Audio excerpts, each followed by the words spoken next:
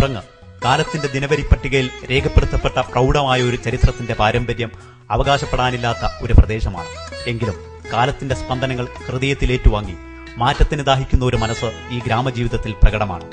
വന്നേരിനാടിന്റെ സമരതീഷ്ണമായ ഭൂതകാലത്തിൽ ഒട്ടേറെ വിപ്ലവ നായകർ പുറങ്ങ് സുരക്ഷിതമായ ഒളിത്താവളമായി തിരഞ്ഞെടുത്തിരുന്നു എന്നത് എഴുതപ്പെടാതെ പോയ ചരിത്രം. പൊന്നാനി താലൂക്കിലെ മാറഞ്ചേരി പഞ്ചായത്തിൽ ചരിത്രത്തിന്റെ സമൃദ്ധിയിൽ നിന്നുത്ഭവിച്ച് കാലത്തിന്റെ അനന്തതയിലേക്ക് അനുഭവങ്ങളുടെ കുഞ്ഞോളങ്ങളുമായി ഒഴുകുന്ന കനോലി കനാലിന്റെ തീരത്താണ് പുറങ്ങ്. ഗ്രാമജീവിതത്തിന്റെ സ്നേഹക്കൂട്ടായ്മയും പരിഭവവും നന്മയും ഇവിടുത്തെ ഓരോ ചലനത്തിൽ നിന്നും വായിച്ചെടുക്കാനാവും. 20 വർഷങ്ങൾക്ക് മുൻപ് വരെ ഇവിടുത്തെ മനുഷ്യന്റെ ഉപജീവന മാർഗത്തിൽ പ്രധാനം കൃഷിയായിരുന്നു. നോക്കത്താ ദൂരത്തോളം നീണ്ടുവരന്നു കിടന്ന നെൽവയലുകൾ പുറങ്ങിന്റെ മുഖമുദ്രയായിരുന്നു. ഞാറ്റുപാട്ടിന്റെ ഈണവും കൊയ്ത്തിന്റെ തിരക്കും പുറങ്ങിന്റെ ഇന്നലകളെ സജീവമാക്കിയിരുന്നു. എന്ന് വയലുകൾ തൂർത്ത് തെങ്ങുവെച്ച പുറങ്ങുകാരൻ 1 മണി നെല്ല് കാണാൻ യാത്ര പോകേണ്ട ഗതികേടിലാണ്. 70കളോടുകൂടി കേരള ജീവിതത്തിന്റെ ഗതിവിഗതികളെ സ്വാധീനിച്ച ഗൾഫിന്റെ സ്വാധീനം പുറങ്ങിന്റെ ജീവിത രീതികളെയും മാറ്റിമറിച്ചു. പുറങ്ങിന്റെ ഭൗതികമായ പുരോഗതിയിൽ ഗൾഫ് പണം ഒരു ചാലകമായി വർദ്ധിച്ചു. ഇവിടുത്തെ 70% വീടുകളിലും ഇന്ന് 1-2 ഗൾഫുകാരുണ്ടാകും. എന്തിനേയും ഏതിനെയും കണ്ണടച്ച് അനുകരിക്കുന്ന മലയാളിയുടെ സ്വഭാവവും പൊങ്ങച്ചവും പുറങ്ങിന്റെ ജീവിതതാളത്തിലും കണ്ടെത്താനാകും. കനോലി കനാലിനോട് ബന്ധപ്പെട്ട പുറങ്ങുകാരന്റെ ജീവിത സംസ്കാരം കയർതൊഴിൽ മേഖലയെ സജീവമാക്കി നിർത്തിയിരുന്നു. വിദൂര പ്രദേശങ്ങളിൽ നിന്നുപോലും വള്ളങ്ങളിലും ചങ്ങാടം കെട്ടിയും ചകിരി ഇവിടെ എത്തിയിരുന്നു. ഇവിടുത്തെ സമൃദ്ധമായ ചകിരിത്തടങ്ങളിൽ പൂഴ്ത്തി പാകപ്പെടുത്തിയെടുത്ത ചകിരി തൊണ്ടുതല്ലി നാരാക്കി മാറ്റി മാൽപ്പുരകളിൽ പിരിച്ചെടുത്ത് കയറാക്കി കൊച്ചി മാർക്കറ്റിലേക്ക് കയറ്റി അയച്ചിരുന്നു. വിയർപ്പ് പൊടിയുന്ന അധ്വാനത്തിന്റെ ഗന്ധവും മാൽപ്പുരകളിൽ നിന്നുള്ള റാട്ടുകളുടെ തേങ്ങലുകളും പുറങ്ങുകാരന്റെ ജീവിതത്തിന്റെ ഓർമ്മക്കുറിപ്പുകൾ മാത്രമായി മാറിയിരിക്കുന്നു എന്ന്. മലയാളിക്ക് പൊതുവെ അധ്വാനത്തോടുള്ള അലസത പുറങ്ങിന്റെ മനസ്സിനെയും സ്വാധീനിച്ചു എന്നതിന്റെ അടയാളമാണ് കയർതൊഴിൽ മേഖലയുടെ മരണത്തിന് കാരണമെന്ന് മനസ്സിലാക്കാം. ഇന്ത്യയിലെ ബ്രിട്ടീഷ് ഭരണത്തിന്റെ അടയാള സാക്ഷ്യമായി പുറങ്ങിനെയും വെളിയങ്കോടിനെയും ബന്ധിപ്പിക്കുന്ന ലോക്ക് കം ബ്രിഡ്ജ് തലയുയർത്തി നിൽക്കുന്നു. 1934 നിർമ്മാണം പൂർത്തീകരിച്ചതാണിത്. കൃഷിയിടങ്ങളിലേക്ക് പുളിവെള്ളം കയറാതെ സംരക്ഷിച്ചു നിർത്തിയിരുന്നത് ഈ ലോക്ക് കം ബ്രിഡ്ജുകളായിരുന്നു. ഇവിടെയുണ്ടായിരുന്ന 2 ലോക്ക് കം ബ്രിഡ്ജുകളിൽ ഒന്ന് നിർമ്മാണ പ്രവർത്തനങ്ങളുടെ ഭാഗികമായി പൊളിച്ചുമാറ്റപ്പെട്ടു. ഒരു കാലത്ത് പുറങ്ങിന്റെ വാണിജ്യ തലസ്ഥാനമായിരുന്നു കനോലി കനാലിന്റെ ഈ തീരം. വിദൂര മാർക്കറ്റുകളിൽ നിന്ന് വള്ളങ്ങളിൽ വന്നു ചേരുന്ന ചരക്കുകൾ ഇവിടെ ഇറക്കി സമീപ പ്രദേശങ്ങളിലേക്ക് തലചുമടായി കൊണ്ടുപോകുമായിരുന്നു.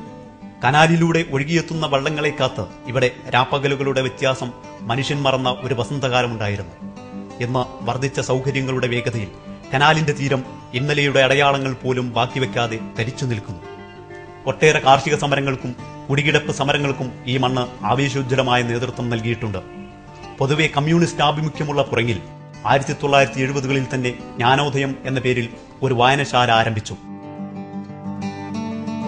പുറങ്ങിന്റെ വിദ്യാഭ്യാസ ചരിത്രത്തിലെ മറ്റൊരു നാഴികക്കല്ലാണ് പുറങ്ങ് മാനേരി സ്കൂൾ.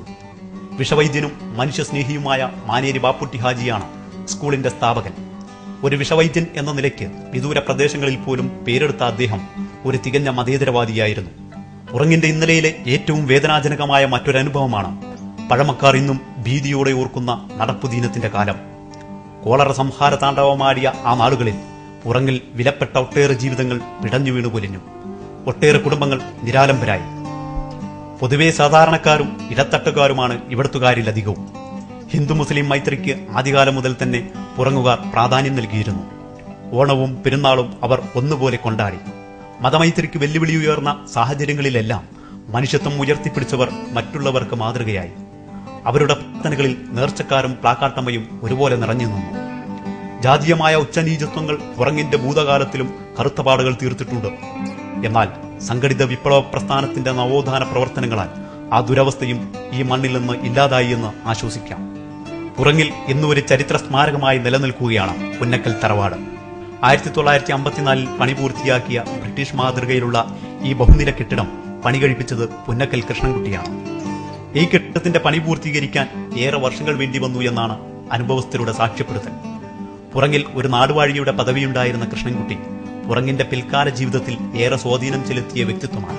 ഒട്ടേറെ കുടുംബങ്ങൾ ഒന്നിച്ചു താമസിച്ചിരുന്ന പുന്നക്കൽ തറവാട് ഇന്ന് തിരക്കൊഴിഞ്ഞ് കാലത്തിന്റെ കൈകടത്തലുകളെ ചെറുത്തു തോൽപ്പിക്കാൻ പാടുപെടുകയാണ്. കൃഷ്ണൻകുട്ടിയുടെ മകൻ മുരളീധരനും കുടുംബവുമാണ് ഇപ്പോൾ ഇവിടെ ഈ ചരിത്ര സ്മാരകത്തിന്റെ കാവൽക്കാർ.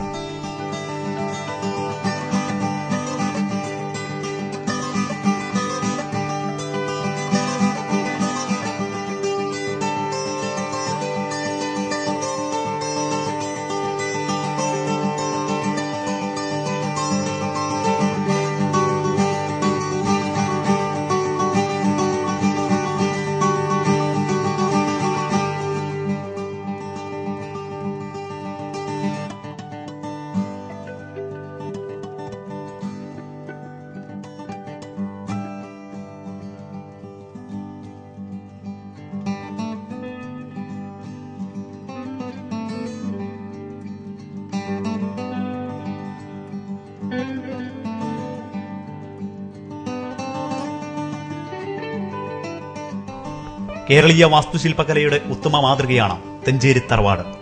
വടകരയിൽ മലഞ്ചരക്ക് പാണ്ഡ്യാലയിൽ സേട്ടുവിന്റെ കണക്കപ്പിള്ളയായിരുന്ന കുഞ്ഞപ്പു നായരാണ് ഈ വീട് പണി കഴിപ്പിച്ചത്.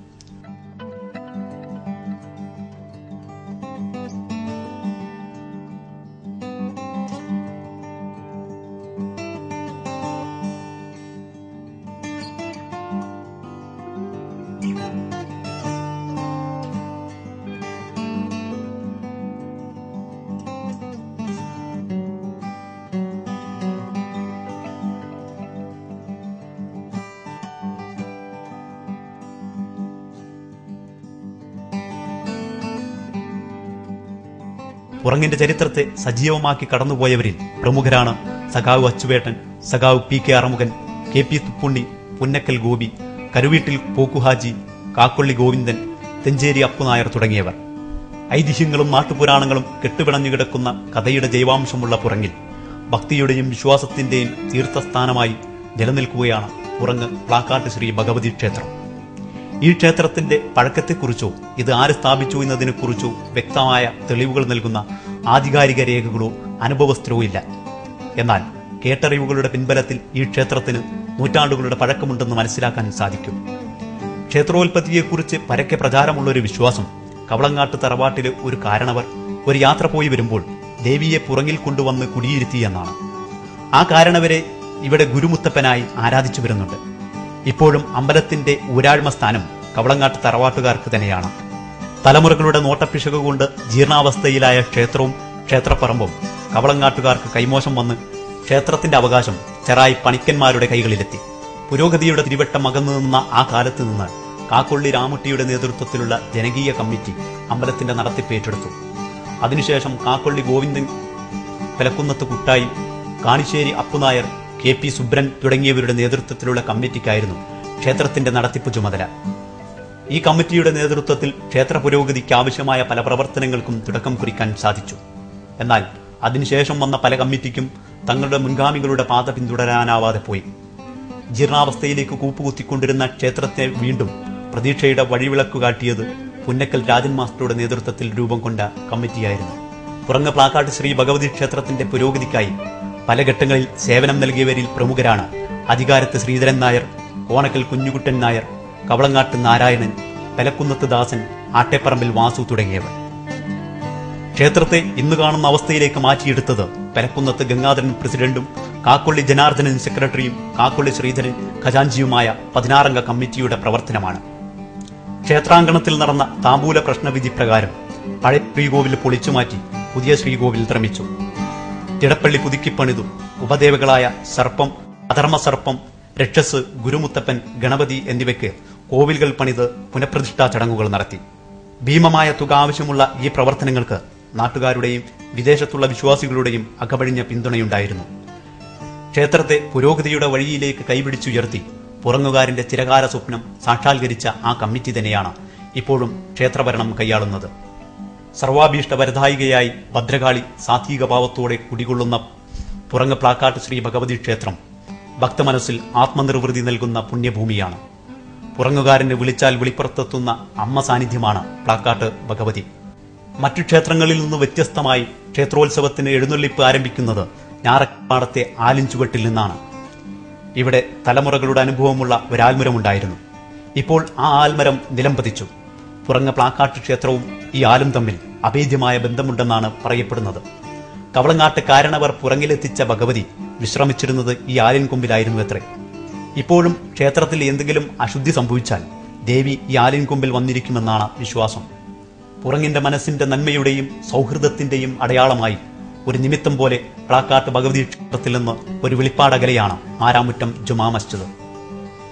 ഭക്തിയുടെയും വിശ്വാസത്തിന്റെയും വിപ്ലവത്തിന്റെയും കാമ്പുള്ള ഈ പ്രദേശത്തിന്റെ ജീവിതം, സംസ്കാരം, കൂട്ടായ്മകൾ കാലത്തെ അതിജീവിച്ച് മറ്റുള്ളവർക്ക് മാതൃകയാകട്ടെ.